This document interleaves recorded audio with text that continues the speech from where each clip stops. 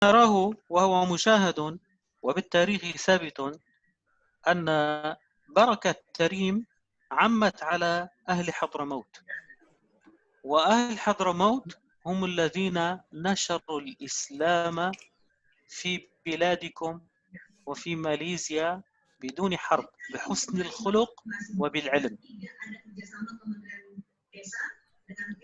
Mungkin yang masih sisa untuk mikrofonnya bisa dimatikan dulu karena beberapa mikrofon ataupun suara ada yang masuk. Baik, kita akan sempurnakan. Beliau katakan bahwasanya berkahnya kota Tarim ini menjadi umum sehingga tersebar sampai ke Hadramaut seluruhnya. Dan orang-orang Hadramaut, seperti yang kita ketahui, mereka adalah orang-orang yang menyebarkan dakwahnya, menyebarkan agama Islam ke tempat kita, yaitu di Indonesia ataupun di Malaysia. Kemudian mereka pun menyebarkannya bukan juga dengan peperangan, akan tapi dengan akhlak mereka, sehingga dengan akhlak mereka orang-orang kita, orang-orang Melayu tertarik dengan agama, maka banyak orang-orang yang masuk ke dalam Islam asbab keberkahan orang-orang Tarim ataupun orang-orang Hadramaut itu sendiri. Alhamdulillah, الآن تعرفنا على مؤلف الكتاب، بلدة هذا المؤلف، بركة هذا الكتاب إن شاء الله تعالى.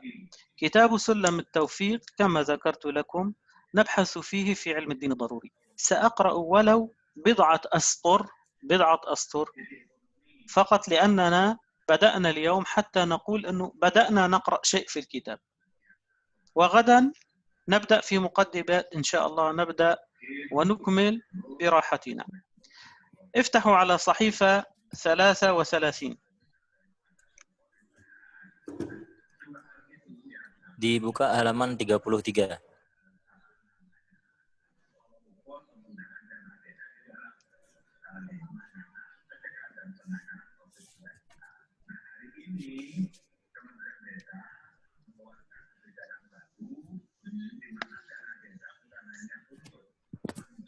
فتحتم؟ نعم سيدي فتحنا. تمام.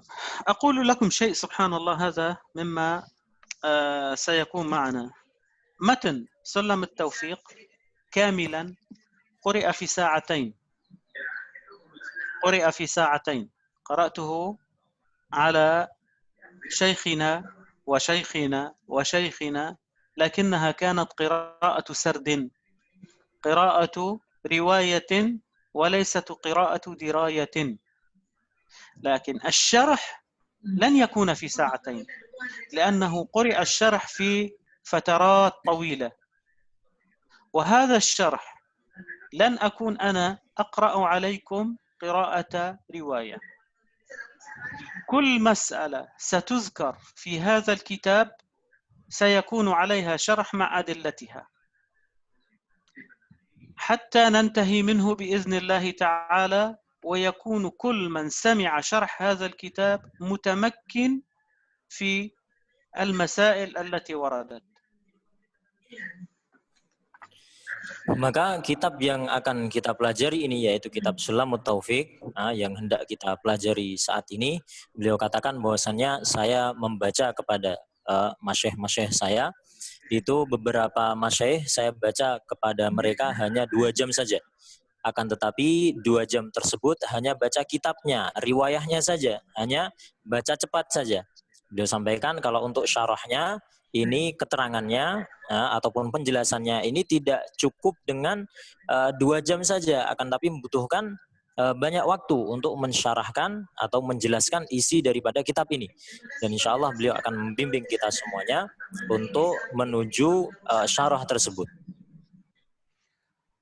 بلغني أن هذا الكتاب يدرس في المدارس عندكم في أندونيسيا، والطلاب يقرؤونه في أندونيسيا، لكن بعدما تتبعت من إخواننا الذين في أندونيسيا وبعض الشباب الذين جاءوا إلينا، وجدت أنه ليس القراءة في المدارس تمكن الطالب من فهم الكتاب فهما كما يريده المؤلف، إنما هي كتب تقرأ، والطالب عادة إن كان في المدرسة في السنة الثانية ينسى السنة الأولى لأنه يدرس للسنة التي بعدها، وكأنه يقول انتهيت وأقبل على السنة الثانية ولا أريد أن أتذكر الماضي.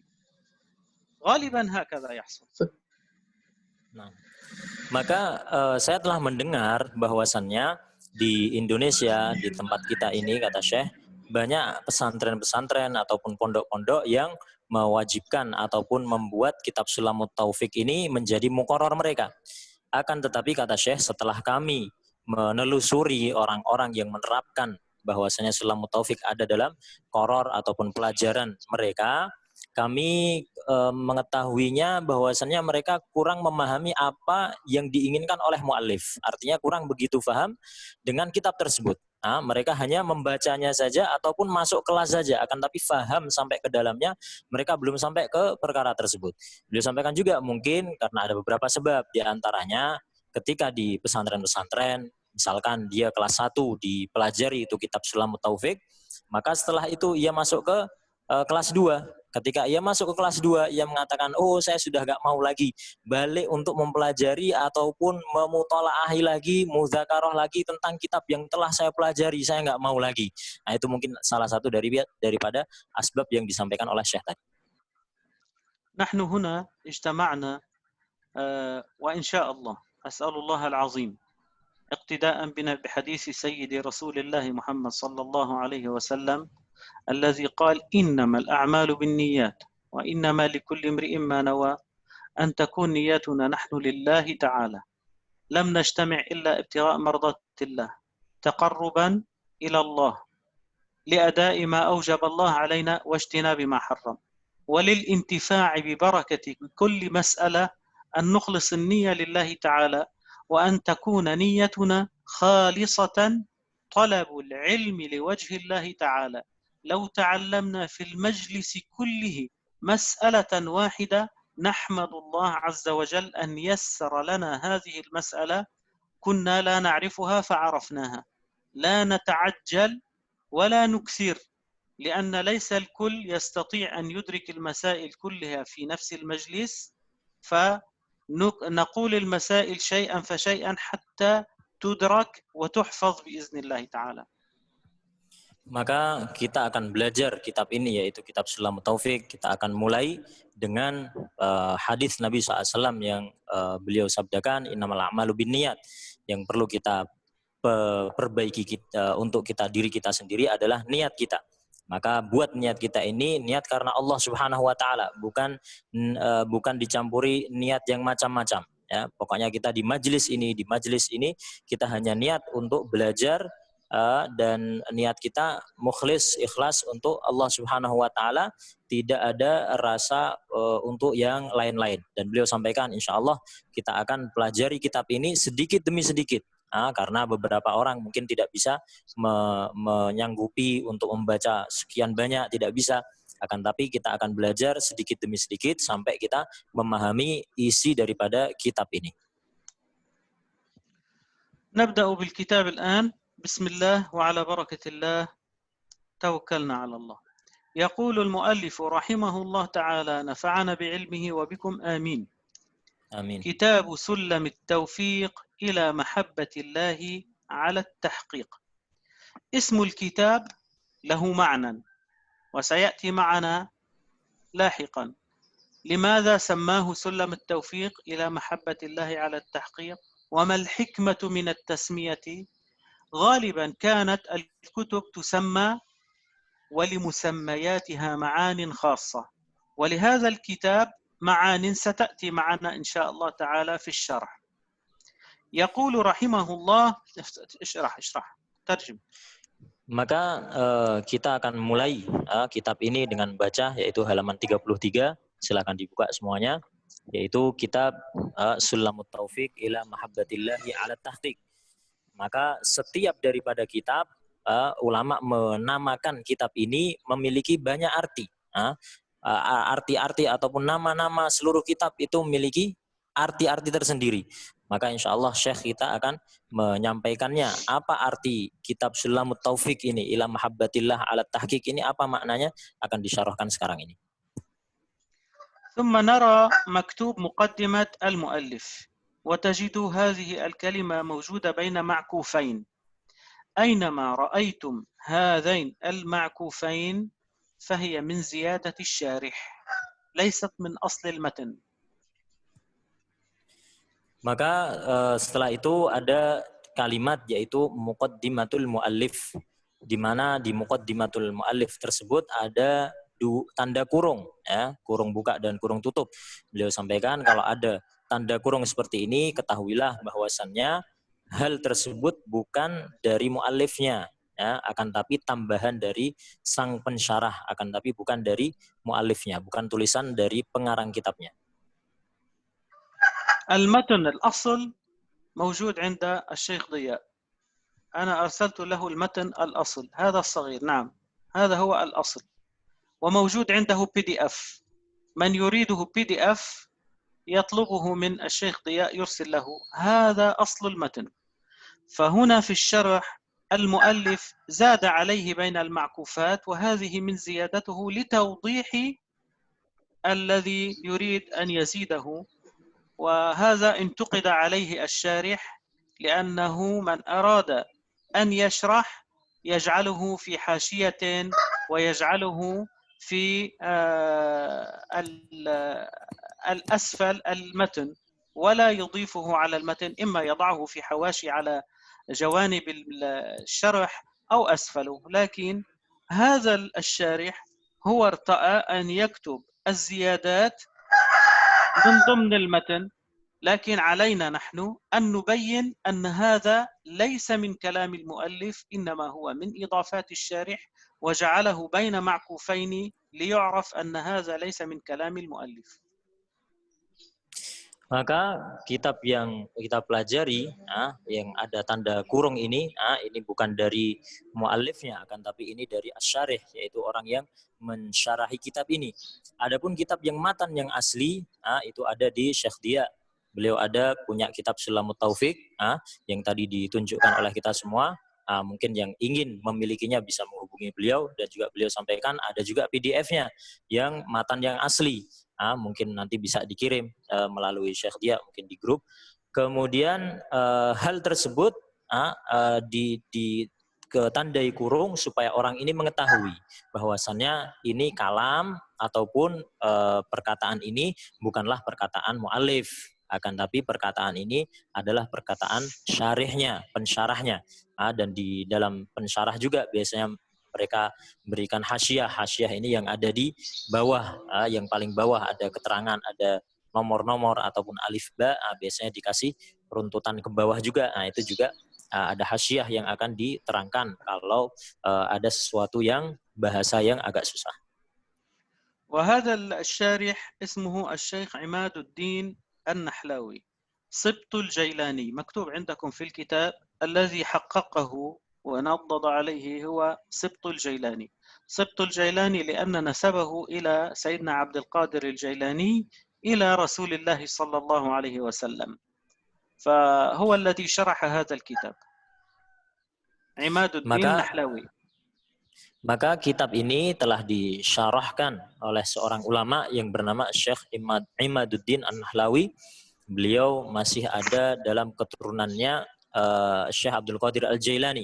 Maka dalam kitab yang sudah dikirimkan di grup PDF-nya ataupun yang telah kita copy bersama ada tulisan Sibtu Al-Jilani, yaitu masih ada hubungan ataupun kekerabatan dengan Syekh Abdul Qadir Al-Jailani. نبدأ. يقول رحمه الله مقدمة المؤلف: بسم الله الرحمن الرحيم. وعادة المؤلفين كلهم يبدأون بالبسملة اقتداء بكتاب الله تعالى، لأن أول آية في القرآن هي الفاتحة، وأول آية في الفاتحة عندنا نحن الشافعية هي البسملة.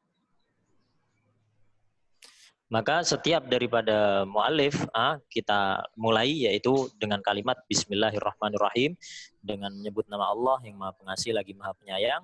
Setiap daripada mu'alif ataupun orang-orang yang hendak mengarang kitab, kebanyakan bahkan setiap dari mereka pasti akan menuliskan kalimat ini, karena kalimat ini pun dalam fikih kita, dalam ibadah kita yaitu fikih Syafi'i, ini masuk dalam Al-Fatihah.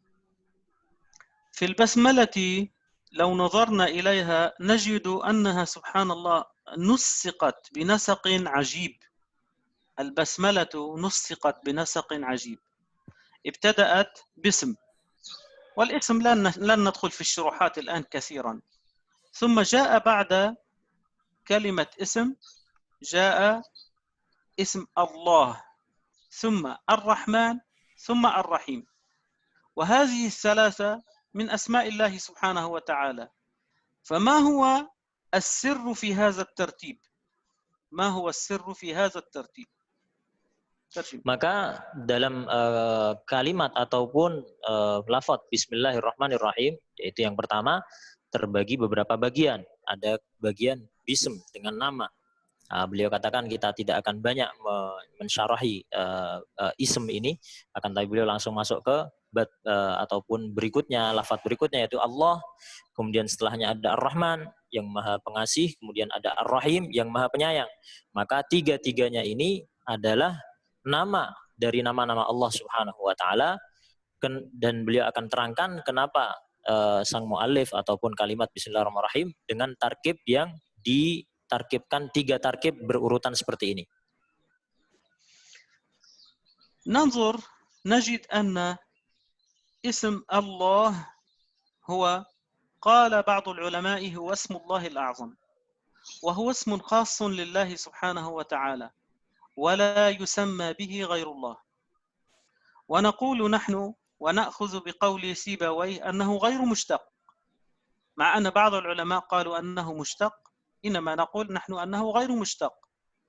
الخالق سبحانه وتعالى أنزل في القرآن أن اسمه الله، فكيف نقول أنه مشتق؟ هو سمى به نفسه، فهو اسم غير مشتق، هو اسم لله تعالى غير مشتق. لا نقول أله يأله، لا أعرف هذه الأمور، إنما ماذا قال سيبويه؟ هو اسم الله الأعظم. لما سألوه قال هو أعرف المعارف، يعني لا يحتاج إلى تعريف، هو اسم الخالق سبحانه وتعالى. تفضل. Maka yang pertama adalah kalimat Allah.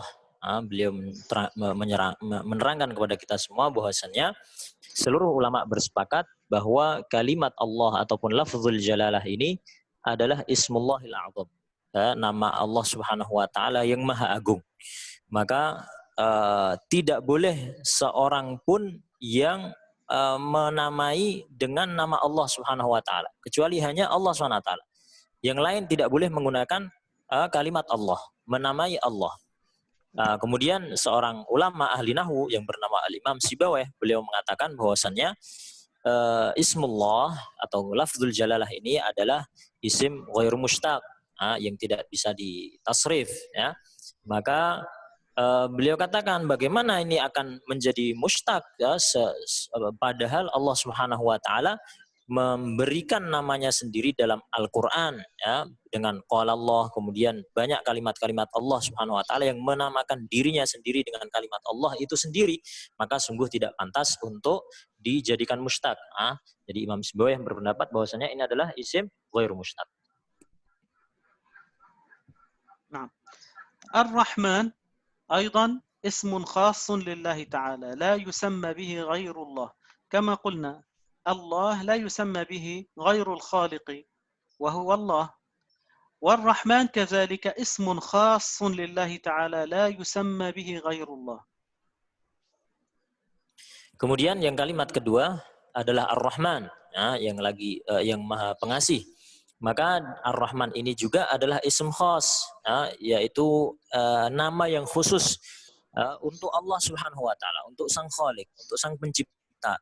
Sedangkan selain daripada Allah Subhanahu wa taala tidak boleh menggunakan kalimat Ar-Rahman. Adapun nama-nama mungkin yang ada di kita, ya, mesti akan ada tambahan abdunnya ataupun hambanya Allah Subhanahu wa taala. Sedangkan Ar-Rahman sendiri tidak boleh digunakan kecuali namanya Allah Subhanahu wa taala.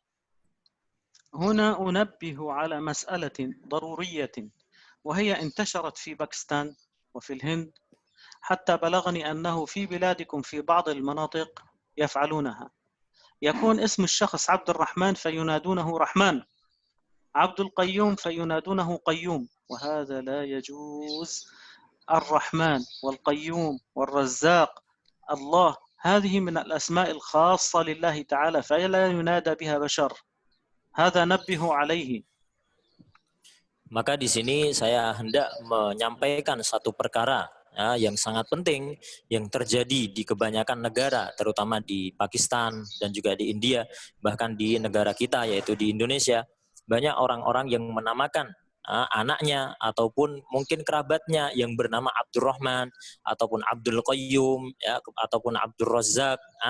Akan tapi ketika memanggil dengan kalimat langsung Rahman ataupun Qayyum ataupun Razak, ini tidak boleh menggunakan nama tersebut. Harus diawali dengan Abdur Razak, ya, hambanya yang maha memberikan rezeki. Begitu juga Abdurrahman, hambanya yang maha pengasih. Jadi tidak boleh kita memanggil kawan kita ataupun orang yang memiliki nama yang pertamanya Abdun dengan kalimat langsung seperti itu. Dan Syekh mengatakan bahwasannya tolong disampaikan juga kepada kerabat-kerabat ataupun orang-orang di sekitar kalian supaya ketika mereka memanggil dengan kalimat Abdurrahman, karena memanggil langsung dengan kalimat Ar-Rahman ataupun Qayyum begitu langsung ini tidak diperbolehkan. Ar-Rahim أيضا من أسماء الله تعالى لكن هذا من الأسماء التي هي ليست خاصة لله تعالى فيجوز أن يسمى العبد برحيم. الله تعالى قال في القرآن الكريم بالمؤمنين رؤوف رحيم عن النبي صلى الله عليه وسلم فسمي النبي عليه الصلاة والسلام رحيم ويجوز أن يسمى الشخص أنه رحيم لأنه في قلبه رحمة.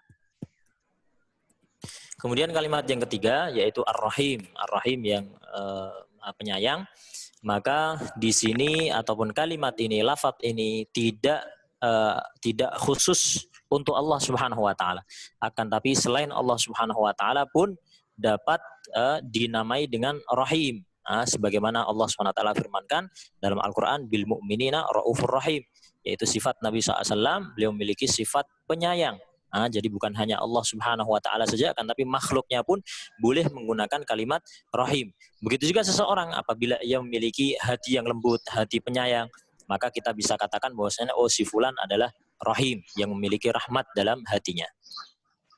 طيب الآن قلت لكم أن هذا في تنسيق الأسماء هذه عجب. أين هو العجب؟ لم أذكر شيء، إنما ذكرت اسم الله هو خاص لله، اسم الرحمن خاص لله، الرحيم يجوز أن يسمى به غير الله. أين العجب في تنسيق هذا؟ لم أقل بعد. Maka Syekh kita menyampaikan bahwasannya sekarang saya dalam pembukaan tadi tarkib ataupun penyesuaian kalimat ini Bismillahirrahmanirrahim ini ada satu ungkapan ataupun satu tertib, satu penempatan yang sangat indah, sangat ajib, sangat luar biasa. Akan tapi Syekh katakan saya belum menerangkan perkara tersebut. Saya hanya menerangkan bahwasannya Allah adalah kalimat yang khusus untuknya. Begitu juga Ar-Rahman adalah kalimat yang khusus untuknya. Ar-Rahim tidak khusus untuk Allah, akan tapi manusia juga bisa memiliki nama Rahim juga. Di mana sekarang letak keajaiban, keluar biasaan dalam tansik ataupun penertiban kalimat ini? ننظر نجد أن الله اسم للذات المقدس. الرحمن الرحيم من صفات الله تعالى أنه رحمن رحيم. الرحمن تعني صفة لله تعالى بالرحمة، أن الله تعالى هو اسم وصفة، وبالرحمن يعني الله تعالى يرحم المؤمنين والكافرين في الدنيا والخلائق. فتجد الكافر يأكل ويشرب وينام وهو برحمة الله تعالى يحصل له ذلك، برحمة الله تعالى يحصل ذلك. وتجد الحيوانات الأم من الدابة ترحم ولدها ولا تدوسه، وبرحمة الله حصل ذلك. وهذا تفسير كلمة الرحمن الذي وسعت رحمته كل شيء في الدنيا. Maka beliau katakan bahwasannya Allah ini adalah satu isim saja, satu nama saja. Nah, sedangkan kalimat Ar-Rahman dan kalimat Ar-Rahim itu adalah isim, sebuah nama dan juga sifat. Nah, Rahman adalah sifat penyayang, penyayangnya maha pengasihnya Allah Subhanahu wa taala. Begitu juga Ar-Rahim. Ar-Rahim ini kasih sayang Allah Subhanahu wa taala kepada seluruh manusia, bukan hanya untuk orang-orang mukmin saja, akan tapi rahmatnya ataupun sayangnya Allah Subhanahu wa taala itu juga untuk orang-orang mukmin, untuk orang-orang kafir, bahkan kepada hewan pun Allah Subhanahu wa taala merahmati mereka, sebagaimana seorang ibu ataupun seekor hewan yang seekor ibu hewan yang memiliki anak, ia akan memberikan kasih sayangnya kepada anak tersebut walaupun hewan tersebut adalah hewan yang buas. Maka hal ini tersirat dalam kalimat bahwasannya rahmat Allah Subhanahu wa taala ini wasi'at kulla syai', luas untuk segala sesuatu. أما الرحيم فهي صفة الله تعالى اسمه وأنه رحيم ورحمته خاصة للمؤمنين يوم القيامة. ربي قال ورحمتي وسعت كل شيء فسأكتبها لمن؟ هي للذين آمنوا يوم القيامة الرحمة خاصة لهم ولا يرى رحمة الله تعالى كافر يوم القيامة. خصصت الرحمة يوم القيامة للمؤمنين، فكلمة الرحمن تعني الذي رحمته تعم الكافر والمؤمن وكل الخلائق في الدنيا، والرحيم وهي الرحمة الخاصة لأهل الإيمان. Kemudian Ar-Rahim, mungkin tadi ada sedikit salah dalam terjemah ya. Jadi tadi kalimat Ar-Rahman ini rahmatnya Allah Subhanahu wa taala untuk umum. Segala makhluknya Allah Subhanahu wa taala akan mendapatkan rahmatnya Allah Subhanahu wa taala. Akan tapi sekarang masuk ke Ar-Rahim, kalimat Ar-Rahim yang memiliki makna penyayang, maka rahmat di sini dikhususkan oleh Allah Subhanahu wa taala kepada orang-orang mukmin saja. Allah Subhanahu wa taala telah firmankan dalam Al-Qur'an, "Wa rahmati wasi'at kulla syai' fasa'aktubuha", yaitu di dalam Al-Qur'an bahwasanya rahmat ini tidak akan diberikan oleh Allah Subhanahu wa taala kecuali kepada orang-orang mukmin saja, yaitu nanti ketika di hari kiamat. الآن عندنا اسم وعندنا صفات. الله اسم وليس صفة. رحمن رحيم صفات. وفي اللغة العربية الاسم يقدم على الصفة، فقدم اسم الله تعالى على الصفات. هذا أول تنسيق. Maka kalimat Allah Subhanahu wa taala adalah hanya nama saja. Akan tapi Ar-Rahman dan juga kalimat Ar-Rahim ini adalah sifat. Maka dalam bahasa Arab sifat ini ditansik atau digabungkan dengan kalimat Allah Subhanahu wa taala. ثم نجد أن كلمة الرحمن عامة في الرحمة، والعام يقدم على الخاص، والرحيم خاصة، فقدم الرحمن على الرحيم تقديم العام على الخاص. في الأول قدم الاسم على الصفة، ثم قدم العام على الخاص، ولا نجد في كتاب الله تعالى الرحيم الرحمن إلا الرحمن الرحيم، العام يقدم على الخاص. Kemudian kalimat Ar-Rahman dan Ar-Rahim ini memiliki makna ataupun satu keajaiban yang ada di sini adalah di mana Allah Subhanahu wa taala mendahulukan kalimat Ar-Rahman-nya. Kenapa? Karena rahmat yang ada di kalimat Ar-Rahman ini untuk umum, untuk semuanya ya, untuk orang kafir, untuk orang mukmin, semua makhluk hidup masuk ke dalam kalimat tersebut. Adapun kalimat Ar-Rahim, Ar-Rahim ini khusus untuk orang-orang mukmin saja. Maka di sini ada dua tansik ataupun dua penertiban dalam penyusunan kalimat. Yang pertama quddimal ismu ala sifah, yaitu yang pertama kalimat ataupun isim ini didahulukan atas sifat. Sifatnya apa? Ar-Rahman dan Ar-Rahim. Yang didahulukan apa? Kalimat Allah Subhanahu wa taala. Ya, dianya hanya isim saja, bukan isim dan sifat. Maka didahulukan isimnya. Kemudian yang kedua, quddimal am 'alal khas, yaitu didahulukan perkara yang umum daripada perkara yang khusus, yaitu Ar-Rahim, perkara yang khusus untuk orang-orang mukmin. السؤال هنا كل هذا والبلاغة والفصاحة والذي حصل في هذا الترتيب وفي هذا الشرح، هل يحصل هذا من شخص أمي؟ إنما هو بالوحي، إنما هو بالوحي والإعجاز. Maka pertanyaannya sekarang, coba kita lihat balaghah, fasahah ataupun penyusunan kalimat tadi, dengan yang telah kita pelajari, kita terangkan tadi, itu apakah ada seorang ummi, orang yang tidak mengetahui, tidak bisa baca dan tidak bisa tulis, tiba-tiba bisa menarkib ataupun menyusun kalimat dengan seindah kalimat ini? Tentu ini tidak akan terjadi. Maka hal tersebut menunjukkan bahwasannya kalimat ataupun lafaz Bismillahirrahmanirrahim ataupun Al-Quran adalah wahyu dari Allah Subhanahu wa taala, bukan dari Nabi Muhammad sallallahu alaihi wasallam. سبحان الذي أرسل سيدنا محمد صلى الله عليه وسلم وأيده بالمعجزات الباهرات. إذا كنا ما زلنا في أول آية في القرآن أثبتنا أنه معجزة لرسول الله صلى الله عليه وسلم، فكيف بالقرآن الذي هو معجزة بين أيدينا؟ Maka Maha Suci Allah Subhanahu wa taala, subhanallah, dalam kalimat ini hanya permulaan saja, yaitu kalimat Bismillahirrahmanirrahim. Ini sudah menunjukkan bahwasannya kalimat ini adalah wahyu dari Allah Subhanahu wa taala. Baru awalnya saja menunjukkan wahyu dari Allah Subhanahu wa taala dan menunjukkan bahwasanya ini adalah mukjizat yang diberikan Allah kepada Nabi SAW.